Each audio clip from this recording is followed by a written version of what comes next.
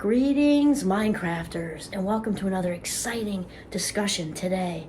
My name is Kimberly Quinn, and I am thrilled to be having this chat from my very cheerful, just happy office on Champlain College's beautiful campus. In fact, if you lean in a little bit, you can't see with the glare, but there's a view of Lake Champlain and the mountains, and it's just gorgeous. It's not super big, but I just love this space.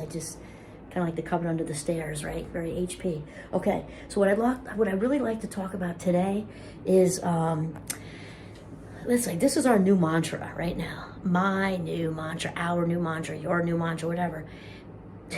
Today, I am willing to change.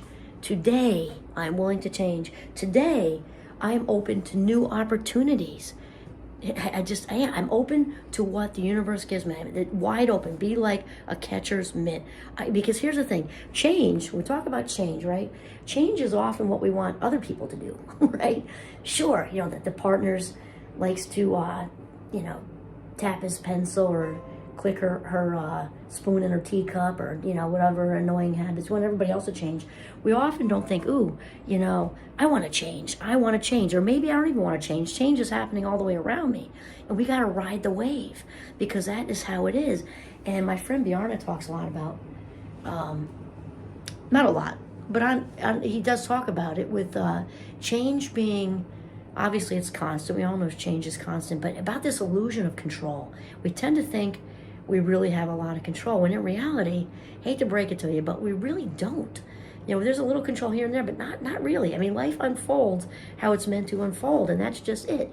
And when we dig in with our claws and resist, things don't go well. I mean, think about that. If you've ever had it in your life where, you were in a relationship that you could feel was about to be over. We're not saying it's not, it doesn't even have to be extreme, like abusive and horrible. Let's just say it's people just growing apart or whatever. And it's just, you're feeling it, that you start to have this conversation in your head, that it's like a slow burn, and then, and it doesn't even have to be huge, but we tend to resist sometimes, or even if it is not healthy relationship, but we're digging in because maybe there's some codependency, and I'd rather be with that, an unhealthy person who's mistreating me than being alone, that kind of thing. We get into this resistance, and we don't allow life to unfold the way it's meant to unfold. And it creates, if you've ever had that happen, or maybe it's moving, or maybe it's switching colleges, or maybe it's switching jobs, whatever, fill in the blank. But we often get really resistant around it, rather than allowing ourselves to enter into a place of acceptance. It can be very hard, right? And acceptance, honestly, is the key to most problems. I'm pretty sure that they say that in the 12-step programs, and I'm a big fan. I love, they have some really good one-liners that just are so good, and that's one of them. Acceptance is the key to most problems. It doesn't mean be defeated and not try and give up. It's different. It's when we know that change is like, you can feel the momentum of it, and it's either like embrace it, ride the wave, picture yourself like a surfboarder, or right, or dig in, and you're going to end up rolling with the change anyway. Only it's kind of like, rather than being the surfer, you get dragged across the bottom in the undertow. If anybody's ever done that as a kid, like I remember, your bathing suits, you get dragged along the bottom. It's kind of scary because you don't really know which end is up for a couple of seconds.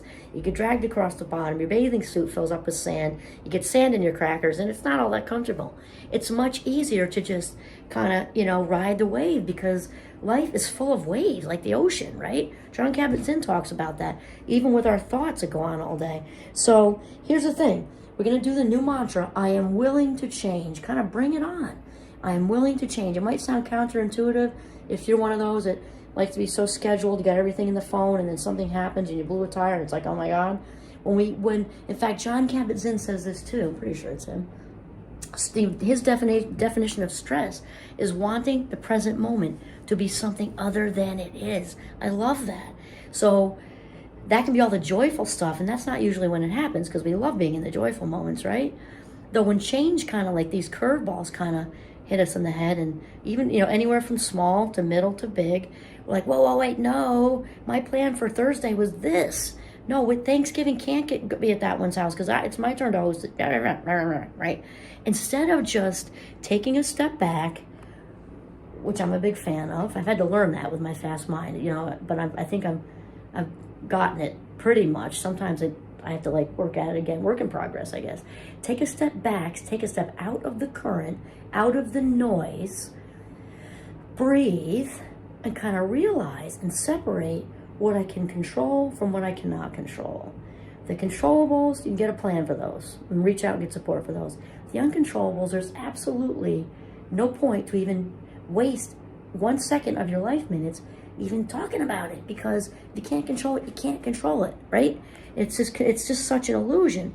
And the other thing is, because life is kind of just rolls through, right? When we allow it to unfold the way it's meant to unfold, there's this wonderful inner peace that happens, like the surfing thing, okay?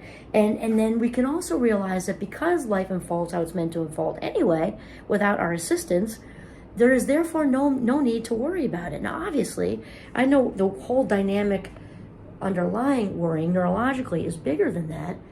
And that said, it is still true that allowing ourselves to worry, and the word is allow. The brain loves repetition and patterns. So after that 17-second thing, right? It just gets bigger and bigger, and it's self-reinforcing, and it just gets harder and harder to break out of it the more we worry, because worry is rehearsing anxiety. It's actually practicing anxiety, obviously. So whatever we rehearse, just like playing the violin, or we're rehearsing a role in a play, or we're practicing at football or baseball, whatever. The more we practice, we get better at it. So the more we rehearse anxiety and fear-based thinking, the better at it we get. We can be an Olympic winner, an Olympic gold medalist of worrying if we really want to, just like Michael Phelps. Stand up there and with a medal and world-class warrior. And so when we realize that life is unfolding the way it's unfolding anyway, and realizing that worrying is a complete waste of time, that idea can hopefully maybe be a catalyst also towards accepting change and being willing to change. And the other thing, when we allow life to unfold, and this involves a connection to our source, universe, God, however you call it, capital S, higher power, that's a good one. We know that the universe, God, source, higher power, that this vast intelligence, this vast loving source knows what's best for us, right? So when we know that goodness is headed towards us always. So therefore, even if we can't see around the corner from whatever change is coming, we know that whatever it is kind of meant to happen. And so we know that goodness is always on its way, always on its way. And so this way, we don't really need to be so fearful, because in the end, it is all going to be okay. Well, obviously, there's hiccups and speed bumps and curveballs and stuff that life throws at us, though in the end, it is all going to be okay. So here's a new mantra. I am willing to change. I am willing to change. I'm willing and open to new opportunity. I'm willing and open to the abundance, the infinite abundance that is out there, ready to land in my lap. That's it. This is Kimberly Quinn signing off from my happy office at the beautiful Champlain College campus in northern Vermont. Have a mindful day.